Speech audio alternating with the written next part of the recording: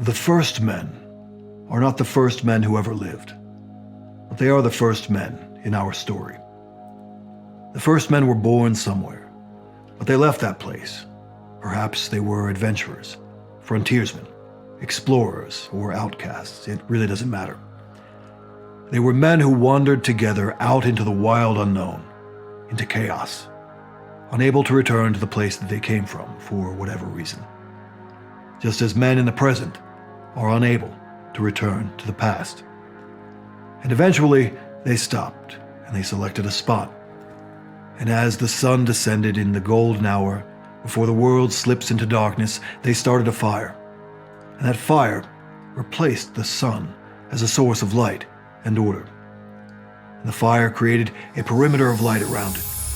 And the glowing coals at the center of the fire became the burning axis of their known world. The fire became home, and it symbolized everything and everyone that was important to the first men. Now, this is just a story, but something like this happens when any men leave the place that they came from and claim some kind of territory, physical or intellectual.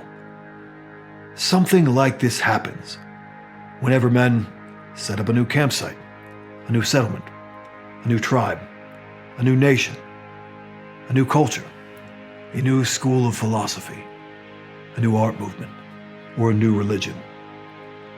Everything begins somewhere with just a few men who share the same vision and virtues, like Romulus and Remus and the first Romans. The Order of Fire is our movement dedicated to the pursuit of masculine virtue in mind and body. Any man watching this can become part of the Order of Fire's greater mandala. He can adopt our symbols and our message. He can dedicate himself to the pursuit of masculine virtue from a starting point beyond any one people or religion.